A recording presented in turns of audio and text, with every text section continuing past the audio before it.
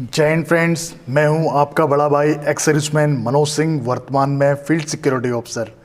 Friends, आज की video में हम बात करेंगे आर्मी डॉक्यूमेंटेशन की, क्योंकि आपको पता है कि बहुत से राज्यों में न्यू नोटिफिकेशन आए हैं, कई राज्यों में भर्तियों का प्रोसेस चल रहा है या चलने वाला है, और उनकी जानकारी अब मैं एक एक करके नहीं दे सकता हूँ। आप इंडियन आर्मी की जो ऑफिशियल वेबसाइट है www.joinindianarmy.nic.in, इसमें आप इंडियन आर्मी के बारे में पूरे नोटिफिकेशन, भर्तियों के बारे में डिटेल से जान सकते हैं। और टीए की जो है जॉइंट टेरिटोरियल army.nic.in या .gov.in करेंगे तो वहाँ पे आपको टीए की जानकारी मिल जाएगी। लेकिन उससे पहले मैं आप लोगों को एक चीज़ बताना चाहूँगा, इस चीज़ को आप बिल्कुल ध्यान में बैठा लें कि अभी भर्तियां आ गई है। कई दलाल या कई फर्जी एकेडमी वाले आप लोगों को थोड़ा सा माइंड डाइवर्ट करेंगे कि आप इतने पैसे दो और आपको आर्मी में लगा देंगे। कभी भी किसी की बातों में नहीं आना है। आप हमेशा ध्यान रखें, आर्मी एक डिसिप्लिन संस्था का नाम है, जिसकी जो चयन प्रक्रिया होती है बहुत ही पारदर्शिता होती है उसमें। बिल्कुल भी उसमें कहीं 1.00% की भी कोई गुंजाइश नहीं हो सकती कि कोई वहाँ फर्जीवाड़ा हो। आप लोगों ने देखा होगा, भर्तियां रनिंग कहीं और होती है, मेडिकल कहीं और होता है, और रिटर्न जो होता है उसका प्रोसेस कॉपियां कहीं और चेक होने जाती है। तो एक से दूसरे का कोई लिंकअप नहीं रहता। और आर्मी वाला बंदा, जो आर्मी के उसमें जो भर्ती प्रोसेस वाले होते हैं, हमेशा ध्यान रखिए वो आर्मी का नमक खाते हैं। मैं ये नहीं कह रहा हूँ कि आज तक कभी कोई ऐसा केस हुआ नहीं होगा, लेकिन अब जितना जितना हम लोग आगे को बढ़ रहे हैं, हर चीज़ में पारदर्शिता बढ़ती जा रही है। तो किसी दलाल या किसी फर्जी एकेडमी वालों के भड़कावे में ना आए और अपने माता पिता का पैसा बर्बाद ना करें, एक चीज़। और दूसरी चीज़, कई एकेडमी वालों को देखा कि वो लोग बोल रहे हैं कि अभी आप देखो, एक चीज़ आपको एग्जांपल देता हूँ। आप किसी को बरगला के या झूठी वीडियो बना के आप एकेडमी में आप बुला लो 1000-2000 बच्चे, उनमें से अगर 2-3 का सिलेक्शन हो जाए तो वो उस एकेडमी वाले ने सिलेक्शन नहीं करवाया है, वो उस बंदे की मेहनत और उसकी लगन ने उसको भर्ती करवाया है। हम एकेडमी को तब मानते हैं जब एकेडमी में से 1000 में से बच्चे 600 बच्चे फिजिकल क्लियर कर जाएं, तो तब बोलेंगे हाँ भाई इसका स्टैंडर्ड है। और आपको यार एकेडमी में करना क्या है, मुझे ये समझ में नहीं आता है। आपको सिर्फ एक रनिंग की प्रैक्टिस करनी है। हमेशा ध्यान रखिए, आपका टारगेट सिर्फ, अगर आपने इंडियन आर्मी में आना है तो आपका टारगेट सिर्फ मिशन 1600 मीटर होना चाहिए। उसकी वीडियो मैंने आई बटन में बनाई है, देख लीजिए आप। मेरा कहने का मतलब ये है कि आपने सिर्फ 1600 मीटर की तैयारी करनी है एक, और दूसरा आपने बिम की करनी है। तो आपने 2 इवेंट तो फिजिकल के तगड़े वाले ये करने हैं। 9 फीट डिच, कोई भी 9 फीट का गड्ढा कूद देता है, कोई बड़ी बात नहीं है। और एक जिगजैग बैलेंस होता है, ये भी कोई बड़ी बात नहीं है। मेन जो कंपटीशन होता है वो सिर्फ 1600 मीटर और बिम का होता है, क्योंकि 100 नंबर फिजिकल के इसी में से होते हैं। अगर आपको खुद पे आप विश्वास करते हैं और अपनी मेहनत पे आपको भरोसा है, तो मैं खुद आपको ये एडवाइस दूंगा। और एडवाइस आपको इसलिए दे रहा हूँ क्योंकि मेरे परदादा आर्मी में, मेरे 4 दादाजी आर्मी में, मेरे पापा लोग 3 भाई आर्मी में, मैं खुद आर्मी रिटायरमेंट, इतने वर्षों का तो अनुभव है हमें। और मैं आपको बता देना, हमारी पीढ़ी में कोई भी, जैसे फादर अलग रेजिमेंट के हैं, मैं अलग रेजिमेंट का हूँ, मेरे अंकल अलग रेजिमेंट के हैं, उनके बेटे अलग रेजिमेंट के हैं, आप ये मान लो। और मैं खुद अपनी बात बता रहा हूँ कि फ्रेंड्स, मैं आप लोगों को पुराने वीडियो में मैं आपको बताते रहता हूँ कि मैं खुद चौथी भर्ती में भर्ती हुआ बंदा हूँ। अब आप बताओ, अगर आर्मी में फर्जीवाड़ा चलता, ये चीज़ चलता, तो हम एक ही भर्ती में भर्ती नहीं हो जाते, और हमें अपने बाप दादाओं का फ़ायदा मिलना होता तो फर्स्ट भर्ती में नहीं हो जाते, या उनके ग्रुप में भर्ती हो जाते। कहने का मतलब ये है, आप किसी की बातों में ना आए, आप सिर्फ खुद की मेहनत और खुद की लगन पे भरोसा करें। और आपने सिर्फ दौड़ की तैयारी और आपने बिम की तैयारी करनी है फिजिकल के लिए, और कुछ टाइम अपनी पढ़ाई को भी देना है। अगर आप सोचते हैं कि हाँ मेरा दौड़ का टाइमिंग, और टारगेट रखना है अपने दौड़ का टाइमिंग का 5 मिनट से अंडर 5। जब आप अंडर 5 की प्रैक्टिस करोगे, तब जाके आप मेन, जिस दिन आपका कंपटीशन होगा उस दिन आप एक्सीलेंट मारोगे, चाहे आपका टाइम 5:10 हो या 5:09, 5:08 हो। जो ऑफिशियल वेबसाइट है उसमें 5 मिनट 30 सेकेंड लिखा रहता है, लेकिन आपको पता है कंपटीशन कितना हाई है, इतना टाइम नहीं दिया जाता, बच्चों को पहले ले लिया जाता है। तो इसलिए अपनी जो तैयारियां हैं वो चरम पे कर दें, किसी के बहकावे में ना आए। जैसे एकेडमी में कल मैं देख रहा था, मैंने कमेंट्स भी किया उनको, वो ताली बजवा रहा है, फूलों की माला पहना, बोला ये बंदे का डायरेक्ट पैरा कमांडो में सिलेक्शन हो गया। आपको मैं बता दूं, पैरा स्पेशल फोर्स कमांडो में डायरेक्ट सिलेक्शन नहीं होता है, एनएसजी में डायरेक्ट सिलेक्शन नहीं होता है। इसमें आपको इंडियन आर्मी या Indian para military force join करना पड़ता है आपको। पैरामिलिट्री ज्वाइन करना पड़ा, तब जाके आप एनएसजी में आ सकते हैं। और रही बात पैरा सब की, तो पैरा सब में सिर्फ इंडियन आर्मी का सोल्जर आ सकता है, या पैरा रेजिमेंट जो है उनके थ्रू आते हैं पैरा एसएफ में। डायरेक्ट पैरा एसएफ की भर्तियां नहीं होती। और आप देख लीजिए अकेडमी वालों को माला पहना रहे हैं, ये इस बंदे का डायरेक्ट पैरा कमांडो में सिलेक्शन हो गया। अब बताइए, जो इतनी गलत जानकारी दे रहे हैं कैसे आपको सही दिशा दिखा सकते हैं। और कभी मैं आपको खुद बोल रहा हूँ, ओपन चैलेंज, कभी आप उनकी वीडियो देख लेना, कभी आप हमारी वीडियो देख लेना, भर्तियों से संबंधित या कोई भी चीज़ का। हम फर्जीवाड़ा आपको कभी नहीं बताएंगे। हम जो आपको बता भी रहे हैं ना, तो ये भी हमारा नमक बता रहा है, क्योंकि खाया इतने वर्षों से नमक, इसलिए एक अपना शौक भी है बोलने का। और ये मीडिया में थोड़ा सा अब रिटायरमेंट के बाद अपने सारे शौक पूरे करता हूँ, और इसीलिए पहले मैंने कई और प्लेटफॉर्म को चुना, फिर मैंने यूट्यूब को चुना। यूट्यूब में तो मेरे को अभी मुश्किल से 2 महीने या कुछ दिन हो रहे होंगे। तो यहाँ आके भी मैं कोशिश करता हूँ आप लोगों को हर जानकारी बहुत अच्छी तरह, बहुत प्यार से दूँ, जो आप लोगों को अच्छी तरह समझ में आ जाए। और आप हर किसी से कंपेयर करें और किसी की बातों पर भरोसा ना करें।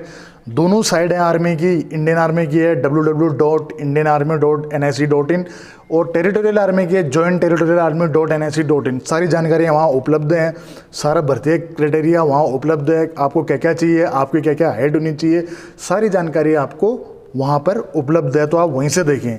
चलिए, ये हो जाती है टॉपिक एक, ये चीज़ होगी अलग। अब बात करते हैं डॉक्यूमेंटेशन की। अब भर्तियां आ चुकी है, और किस किस राज्य में ये एक एक तो नहीं बता सकता हूं आपको, आप दोनों गवर्नमेंट साइड में चेक कर लीजिए। लेकिन आप लोगों को जो 13 डॉक्यूमेंट हैं वो आपको तैयार करने हैं। डॉक्यूमेंट के ऊपर में ये वीडियो है, मैं बता रहा हूँ आपको डॉक्यूमेंट आपको क्या क्या चाहिए। और जो आप डॉक्यूमेंट तैयार करते हैं उसमें साइनिंग अथॉरिटी कौन होता है, सिर्फ उसी के मान्य है। तो उसके लिए वीडियो पूरा देखिए। और जो चैनल पे नए हैं, पहली बार आए हैं, सब्सक्राइब कीजिए। जो पुराने हैं वो लाइक करो, अगर पसंद आती है तो लाइक करो, नहीं पसंद आती है डिसलाइक करो। अगर कुछ कमियां रहती है तो वो भी बताओ, ताकि उस चीज़ को दूर किया जा सके। तो चलिए वीडियो शुरू करते हैं।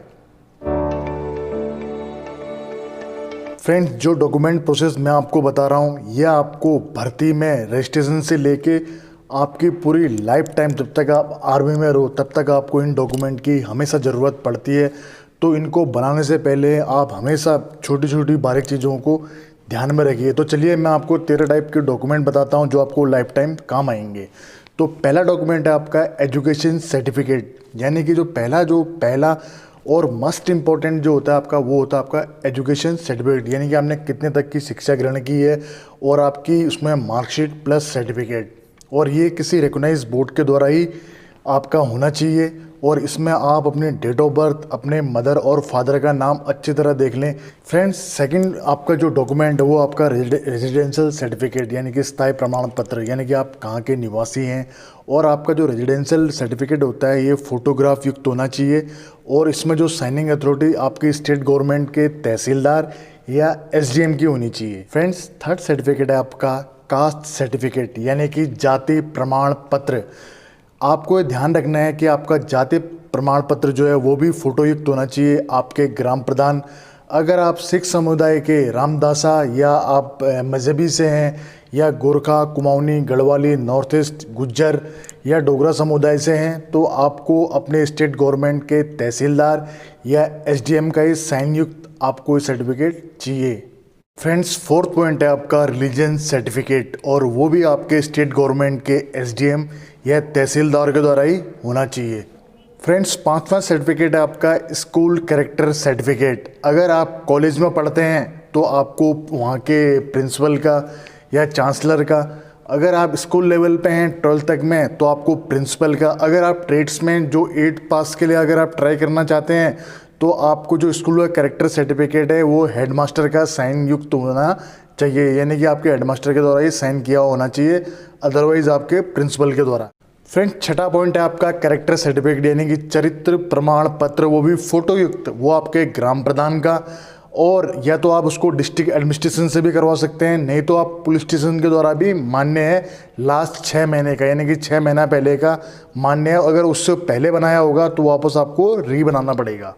फ्रेंड्स, सातवां पॉइंट है आपका अनमेरिड सर्टिफिकेट, यानी कि जिनकी एज 21 से कम है और वो अनमेरिड हैं, तो उनको अनमेरिड सर्टिफिकेट बनाना पड़ता है अपने ग्राम प्रधान या डिस्ट्रिक्ट एडमिनिस्ट्रेशन के द्वारा साइन किया हुआ।